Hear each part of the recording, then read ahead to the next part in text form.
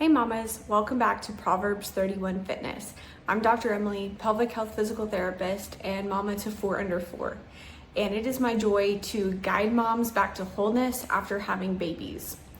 We have in the last several weeks been discussing chronic pain symptoms, struggle to lose postpartum weight, etc. that we tend to run into in motherhood, especially if we've had multiple babies. Then sometimes we see this even more frequently, but just this pattern of this pain or symptom or struggle is just not budging when I do all of the things I am, quote unquote, supposed to do. I know that I am doing the things I'm supposed to do, but I'm just not seeing relief. So what is going on? And we've been talking about how this really boils down to understanding how God designed our body, right? Because it's not just a pelvic floor in isolation. It's not just a core in isolation. It's not just a hormonal system in isolation. All of these things, our minds, our bodies, our spirits, all of the body systems, all of this functions together, not in isolation. But unfortunately, so often we are being treated as a pelvic floor, a core, a hormonal balance. And while all of those things are good and all of those are pieces of the puzzle, sometimes that's why we get stuck, not actually seeing results, especially if, as so many of us in motherhood, we get stuck in this really survival mode, in this upregulated nervous system.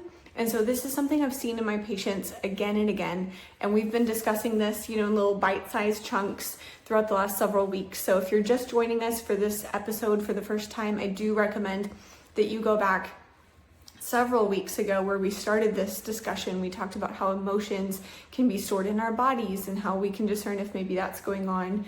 How, sometimes trying harder is actually getting us more stuck. A lot of those nitty-gritty things, giving you some biblical and scientific encouragement that this isn't just something about you. It's something that happens a lot. It happens to many of us, and that there are serious solutions to these problems. It's not just something we're stuck with. There is hope. There are techniques to actually get us through this. And that's something that I'm very passionate about, because those are the patients that need this support and help the most. And so often they have been shut down or dismissed by other providers and feel like this is just something about them, that they're just complaining too much, or they are expecting too much out of motherhood or whatever. And that could not be further from the truth. It's just that all of these things are connected. Sometimes there's a little bit more involved than providers may be educated on. And this is just something that has been so near and dear to my heart in my own motherhood journey. Again, as a mom of 4 under 4, I have experienced these things myself. I am still going through this journey myself, as my youngest is 2 months old.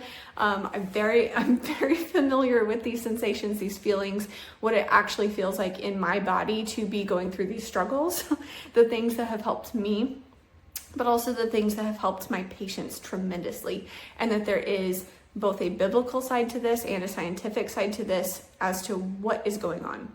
So the little bite chunk, that was a weird way to say that. The little bite that we want to take out of this subject today is to discuss how to make rest restorative again.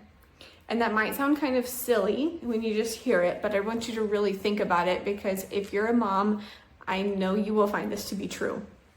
So often, even when we are resting, we don't actually feel like we're getting restored from that rest. And this is something in my own motherhood journey, I can so feel this in my bones. And I know so many moms that I work with feel the same way. Before we were a mom, the only person we were really responsible for was ourselves, right?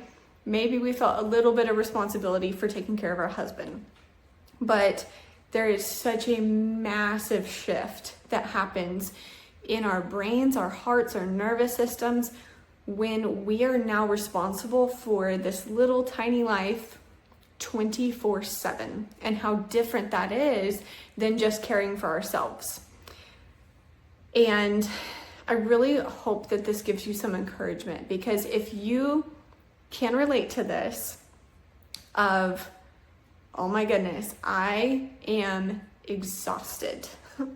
I'm exhausted. Rest used to be something where I go, man, I'm kind of tired, I'm gonna rest. And now you just feel like you don't have time. You don't have time to actually rest, that it's selfish to rest, that you have the thought, which is valid, of I'm going to get interrupted even if I try to rest, so what's the point? Because it's not actually going to be restful, because I'm going to try to do something restful, whether it's take a nap or do some sort of self-care, like take a shower or do a hair mask, do something fun. I'm going to sit here outside on the porch and drink a nice drink. Like I'm going to do something restorative. I'm going to read a book. But you know you're going to get interrupted in the middle of that. And so it's not actually going to feel that restful to you. So why even bother? Because I'm just going to get interrupted anyway. Even if you have the kind of mentality of like, well, this is temporary, so I'm just not going to worry about resting right now. When my kids are older, they'll be more independent. They won't need me as much, and I'll rest then. If any of that feels familiar, for one thing, you're not alone. I have experienced this significantly. I felt it most dramatically with my first personally. But it is a real struggle to figure out how you actually incorporate rest into your life as a mom, because you are going to be just constantly needed 24/7, and you don't have for sure protected windows of time. You are not the gatekeeper now of where your time goes. Your child is that constant pull. And so you can't really just plan stuff, because even if you try to, your plans will get disrupted. And I've even felt in my own motherhood journey, the harder we try to plan, sometimes it feels like the more that it gets pulled away from that plan, and then we're frustrated and it just becomes a whole thing. So I want you to understand the science behind this, because this is not a you problem. This is not just something unique about you. This is not that you are failing to plan well. It's not that your needs are too much. It's not that you're being unrealistic. It's not that, something about what you're asking for or needing is too much. It's not that you should feel less tired. It's not that, any of that. There's actually a science to this, right? So when we go from just kind of life as a woman, waking up, maybe you had a job that you were going to, maybe you still do, maybe you're staying at home. I don't know what your specific daily life looks like, because obviously it can look so many different ways, but I'll just use myself as an example. So before I was a mother, I would wake up really early, drink my coffee, go work out, come home, get ready for work, go to the clinic, go see my patients, come home and unwind a little bit, do something fun, go to sleep, maybe spend some time with my husband before going to sleep, go to sleep and start the day all over again. And those are my only responsibilities. So I really could, on some days I would go to the gym for an hour and I would go run for 40 minutes after the gym and just kind of take my time. I had all this time to make all these nutritionally supportive meals, and if I wanted to binge a show after I got home from the clinic, like I could do that. And it was so simple to actually rest. And my mind might get pulled in some other directions of things that I needed to do or projects that were important, but it wasn't a constant on 24/7 of all these things that I was considering and seeing as so deeply important. Once I became a mom, now I'm 24/7 literally on call, whether it's, for breastfeeding or support as my son was waking up throughout the night. But it's a constant, like, what does he need? What's he going to do? What's going to come up? Because again, like, it's not totally predictable what a child is going to need from you. It varies so much day to day.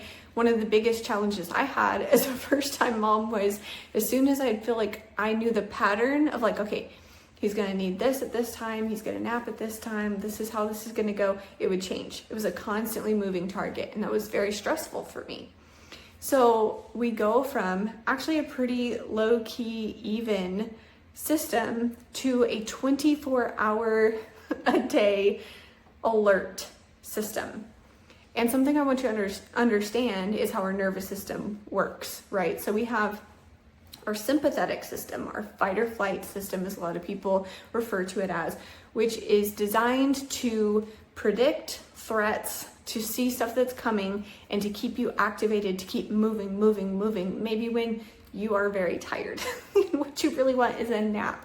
But it's like, no, there's a threat, there's a predator, there's scarcity, there is something going on that is super important, so we got to keep pushing. This is not the time to rest. So we have the sympathetic nervous system, which has a function, like God designed it that way for a reason. But then we have our parasympathetic system, which is the rest and digest, the relaxed, helping us digest our food, sleep well, replenish what our body needs.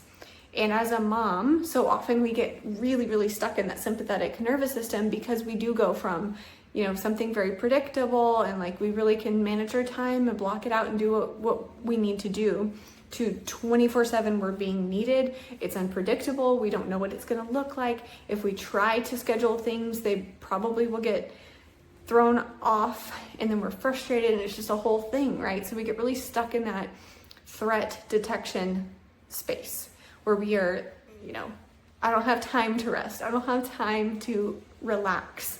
So that is there for a reason, but it can get so pushed into that it becomes a cycle, and we can't tap back into our rest system, which is really, really important. So if you're experiencing things like exhaustion, and I don't mean fatigue, like all moms are tired, but I mean like that bone deep exhaustion of like, I am dead tired. I could sleep for a week and it wouldn't touch how tired I am, right? That deep exhaustion. If we're having any kind of digestive issues, this can be another big hint that maybe that's what we're looking at, whether it's indigestion, whether it's constipation, whether it's diarrhea, like all sorts of digestive things, even some reflux things.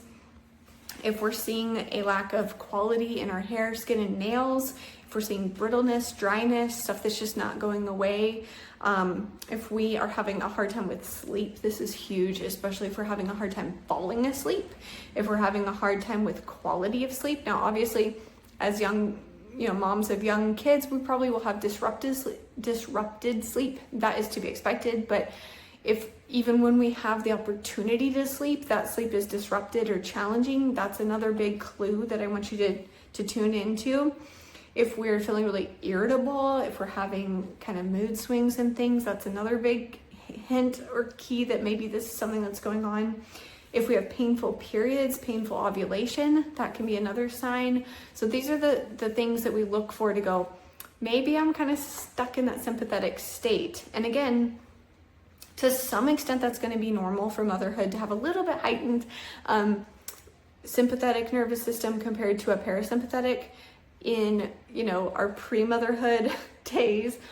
But it's super, super important to still support our parasympathetic nervous system and to be able to tap back into it so that we don't get way out of balance.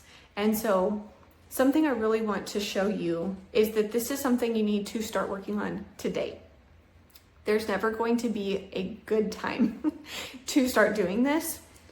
Our nervous system is going to tell us that this is not the time, that we need to wait, that this is pointless, it's not going to help, it's not going to work, that you're too tired to try to do something about this right now.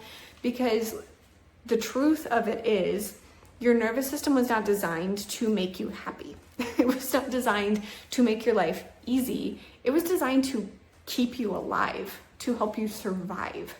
So it is seeing patterns of threat, of, your kids are needing you, that your time is unpredictable, that you're exhausted, so you need to conserve energy. Don't try new things, because right when we try something new, that's a little bit harder than just doing what we're used to doing, right? It takes a lot more effort and mental energy to actually do something new. So it's going to try to tell you, we'll try that next week, or we'll try that when the kids are older. I really want to implore you to try this today. Don't put it off. Don't put it off till tomorrow. Don't put it off till next week. Don't put it off till your kids are older. Do it now, because you will see the benefits in your life, in how you interact with your family, with your spouse, with your kids, with your friends. It will make such a massive impact on your physical health, your mental health, your emotional health, your spiritual health, your relationships. It will actually change how your children develop. So not to put any guilt or shame on this, because Lord knows we don't need more of that as a mom, but the status of your nervous system actually has a massive impact on how your kid's nervous system develops. And I have seen the proof of this in my own household constantly. When I can tell I'm super dysregulated, that I'm running around like a crazy person, all stressed out, rushing around, having mood swings, all these things, even if I'm trying to shove it down and not make it clear to my kids, I'm trying to disguise it, even if I'm doing a pretty good job of that objectively, they just inherently know that mommy is dysregulated and they are dysregulated. There are way more tantrums, there are way more fights, more arguments. It's harder to get them down for sleep. It's a whole thing. So seriously, today, we're gonna start doing this, because this is important work. I truly believe this is kingdom work. This is investing in ourselves, to better our families and our children. And I'm only asking for you to do this for 5 minutes a day. So everybody can find 5 minutes, I promise you. Mama of 4 under 4 with a practice, I can find 5 minutes a day. It's not easy, but it is possible, it's doable, and I promise you, it is so worth it. So here's what we're gonna do. We're going to find 5 minutes every single day. Consistency is really important here. If we do this one day and then we skip a week and then we do it a couple days, that's not going to actually change your nervous system, because what it needs is repetitions. Just like at the gym, if you do one killer workout, awesome. But if you never go back to the gym, you're not going to get results, right? If you actually go to the gym consistently, even 2 days a week, you will actually see results, as opposed to one killer workout every other week. So we're gonna find 5 minutes every single day. It can change when we do it, because everybody knows a mom's schedule is all over the place. So it doesn't have to be exactly the same 5 minutes every single day, but sometimes it can be helpful to go, okay, if I wake up at this time, I realistically should have 5 minutes before my kids wake up. Or maybe this is 5 minutes after you've gotten everybody down to bed and nobody is needing you for 5 minutes. Maybe it's as soon as I get everyone down for a nap, I take those 5 minutes, whatever it is. But we want to try as much as possible to do this when we know we're not going to be pulled and needed. Maybe you even have a conversation with your husband of, honey, I need 5 minutes a day to focus on this one thing, where if the kids need something, you will be there to meet that need. That can be a really effective way to even pull your partner into this and allow him to give you that support. And again, 5 minutes, we can do that. We can find it, right? So we're going to spend 5 minutes starting today to do nothing. And it's gonna be hard. It's gonna be really hard. So this means we're not listening to a podcast, we're not listening to music, we're not cleaning, we're not cooking, we're not working on something.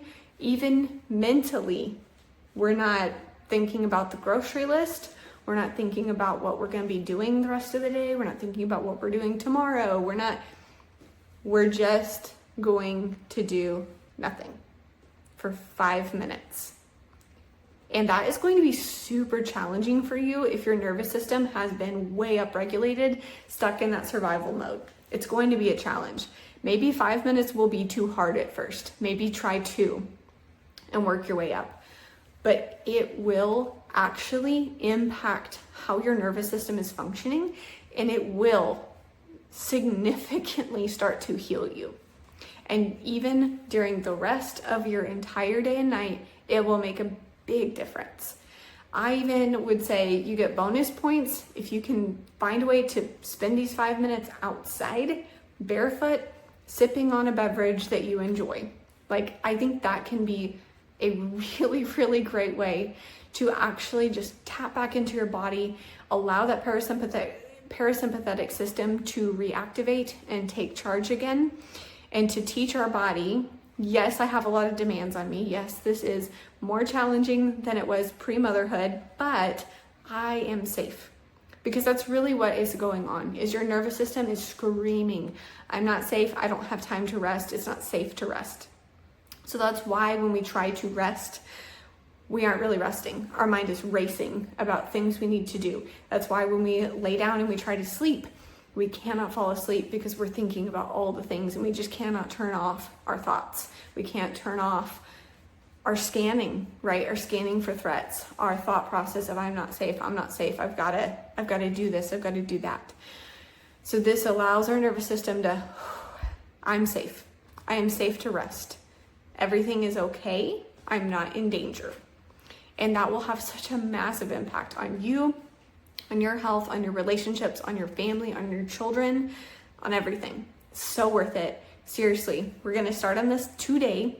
I want you to comment and tell me how it went today.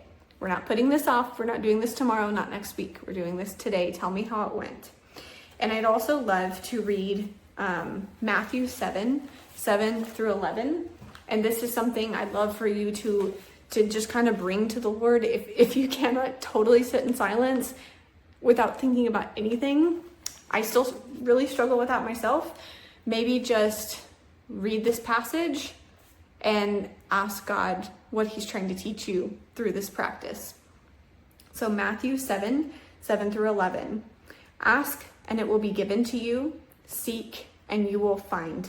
Knock and it will be opened to you. For everyone who asks receives, and the one who seeks finds, and to the one who knocks it will be opened. Or which one of you, if his son asks him for bread, will give him a stone? Or if he asks for a fish, will give him a serpent? If you then, who are evil, know how to give good gifts to your children, how much more will your Father who is in heaven give good things to those who ask him? I really want you to meditate on that this week of my Father loves me so much more perfectly than I can even love my own children as much as I love them. He wants good things for me. He's giving me good things. I'm safe. I can have needs. I can rest. Everything is going to be okay. The whole entire world is not going to fall apart if I truly rest for 5 minutes. That doesn't have to be a block of multitasking or thinking about things even though I'm sitting down. I just encourage you to really meditate on that this week. To do these 5 minutes every single day. Do this consistently.